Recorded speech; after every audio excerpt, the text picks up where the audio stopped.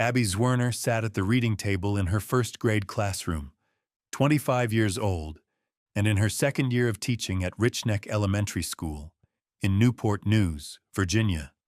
It was 2 p.m. on January 6, 2023, and she was leading a lesson with 15 students gathered around her.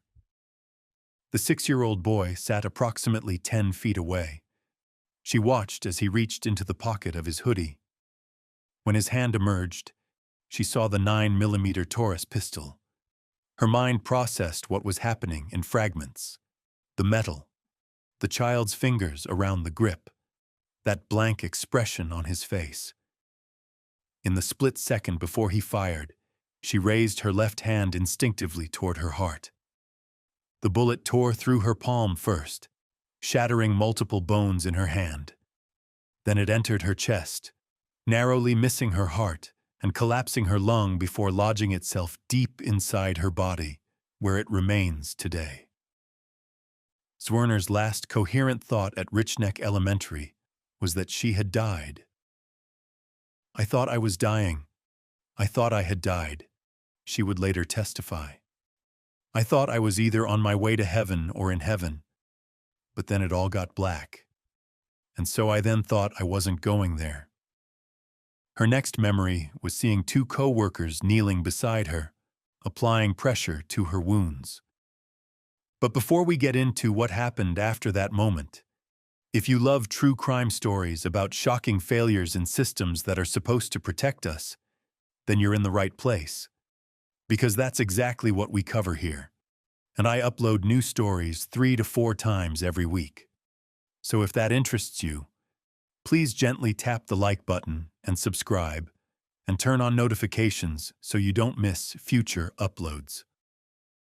All right, let's get into today's story, which takes place in Newport News, Virginia in 2023. The morning of January 6, 2023, had started with warnings. Multiple warnings. 4 separate times throughout that day, teachers and staff at Richneck Elementary approached Assistant Principal Dr. Ebony Parker with concerns about the 6-year-old boy in Zwerner's class. At 11:15 that morning, Zwerner herself went to Parker's office to report that the student seemed more off than usual and was in a violent mood. He'd threatened to beat up a kindergarten student and had stared down the school security officer in the lunchroom with what staff described as unusual hostility. Around 11:45, another teacher learned that the boy had told multiple students he brought a gun to school in his backpack. That teacher took it upon herself to search the boy's backpack during their lunch period. She found nothing, but what she didn't know was that the child had already moved the gun from his backpack to the pocket of his hoodie before going outside. When she reported the failed search to Parker, the assistant principal's response was dismissive. "The boy's pockets were too small to hold a handgun," Parker reportedly said. Shortly before 1 p.m., a third teacher received information that made the situation even more urgent. A student from Zwerner's class came to her and said the boy had shown him the gun during recess. Not only that, but the child had threatened to shoot him if he told anyone. This teacher immediately called the school office. The response she received would become central to the civil lawsuit that would follow. Staff members were told to wait out the situation because the school day was almost over. When teachers asked permission to physically search the student, they were denied. The boy's mother was supposedly on her way to pick him up, they were told. "Don't search him now. Keep that detail in mind because it becomes important later." At approximately 1 p.m., about an hour before she was shot, Zwerner sent a text message to someone saying that the student had claimed to have a gun and that administrators weren't helping. Then she returned to her classroom to finish the school day. Now here's where you need to understand the history. This wasn't the first time this particular child had exhibited dangerous behavior. In kindergarten, just 2 years earlier, The boy had approached a seated teacher from behind, locked his forearms around her neck, and choked her until she couldn't breathe. An assistant had to physically rescue her. The incident was serious enough that administrators decided the child should be transferred to a different school. But somehow, by first grade, the boy was back at Richneck Elementary. He'd never actually finished kindergarten, but there he was, placed in Zwerner's class with 23 students total. Throughout the fall of 2022, Zwerner had repeatedly emailed administrators about the child's behavior. He cursed at staff. He tried to whip other students with his belt at recess. He'd pulled up a female classmate's dress and touched her inappropriately on the playground. The boy was supposed to be accompanied by a parent at all times due to what school documents described as his violent tendencies. But on January 6th, he was alone. 2 days before the shooting, the boy had slammed Zwerner's cell phone so hard it broke. He received a 1-day suspension. January 6th was his first day back. So at 2 p.m., when Zwerner saw that gun emerge from the boy's hoodie pocket, she had approximately 1 second to react. The look on his face is something she says she can't forget. Not angry, not upset, just blank. Empty. Almost detached from what he was about to do. When the bullet struck her, the physical pain was immediate and overwhelming. But what haunted her in that moment was the certainty that she was dying. Despite her injuries, despite the blood, despite the collapsed lung and the shattered bones in her hand, Zwerner's next action was to get her students to safety. She stood up and herded all 15 first graders out of the classroom and away from the shooter. It was Amy Kovach, a reading specialist who'd heard the gunshot from down the hall, who entered the classroom and found the boy standing there. Kovach later testified that he stood with his legs spread, arms crossed, looking cocky.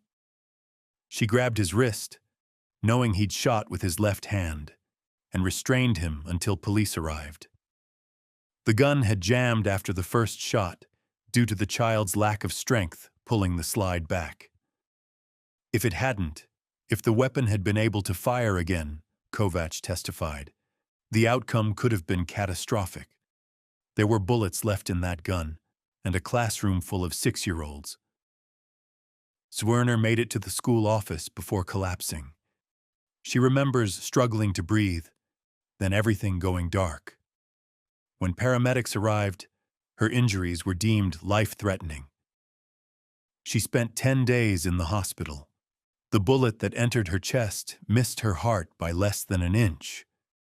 Doctors left it there because removing it was more dangerous than leaving it in place.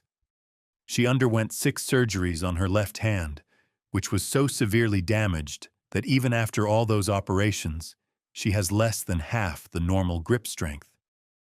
She can't open a water bottle. She can't open a bag of chips. Simple daily tasks require asking for help. But here's where it gets worse. The psychological damage has been just as devastating as the physical injuries. Dr. Clarence Watson, a forensic psychiatrist who began treating Zwerner after the shooting, testified during her civil trial in October 2025 that she suffers from severe post-traumatic stress disorder. She has nightmares about the shooter finding her and shooting her again. She'd planned to see the movie Hamilton with her family, but broke down crying that morning when she realized there would be dueling scenes with guns. When her family asked what she wanted to do instead, she told them nowhere. She didn't want to leave her house. She's become socially withdrawn, isolated from friends, afraid to be in public spaces. Her twin sister Hannah testified that Zwerner used to be full of light, outgoing, and silly. She's just not the person that she was, Hannah said. Her light has been dimmed. Zwerner resigned from teaching in June 2023. She's since completed cosmetology school and received her license. But as of October 2025, She still can't work in the field because her hand hasn't fully healed from her latest surgery. She filed a $40 million lawsuit against Ebony Parker, arguing that the shooting was entirely preventable if Parker had simply acted on any of the 4 warnings she received that day. The mother of the 6-year-old, Deja Nicole Taylor, was sentenced to nearly 4 years in prison on charges of child neglect and federal weapons violations. The gun had been stored on the top shelf of her closet in her purse. Taylor claimed it was secured with a trigger lock, but prosecutors found no trigger lock and no key. The boy had stood on a dresser drawer to reach it, then put it in his backpack for school. The civil trial began on October 28, 2025, in Newport News Circuit Court. On October 30th, Zwerner took the stand and recounted the moment she thought she'd died. The defense attempted to show that Zwerner's physical limitations weren't as severe as she claimed, pointing out that she'd attended Taylor Swift concerts and graduated from cosmetology school. But the prosecution countered with testimony from orthopedic surgeons who explained that her hand would never be normal again, and from Dr. Watson, who detailed the recurring nightmares and crippling anxiety that have fundamentally altered who Zwerner is as a person. Parker faces a separate criminal trial scheduled for November 17, 2025, on 8 counts of felony child neglect, 1 for each bullet that was loaded in the gun. Each count carries up to 5 years in prison. Criminal charges against school officials following a school shooting are extraordinarily rare, making this case potentially precedent-setting. A special grand jury that investigated the incident released a report calling the shooting entirely avoidable and citing shocking failures at every administrative level. The panel also recommended a criminal investigation into another school district administrator for possible obstruction of justice after the boy's disciplinary records mysteriously went missing when police executed a search warrant. Abby Zwerner's case remains one of the most disturbing examples of institutional failure in modern American education. Whether you believe administrators should face criminal liability for ignoring clear warnings, the evidence is overwhelming that multiple people knew a 6-year-old had a gun and chose to do nothing. If you found this story as shocking as I did, I've got another case about systemic failures in schools that you need to see. Click the video on your screen right now about how warning signs were ignored before tragedy struck. And if you haven't already, hit that subscribe button and turn on notifications so you don't miss future stories like this. Thanks for watching. Until next time, see ya.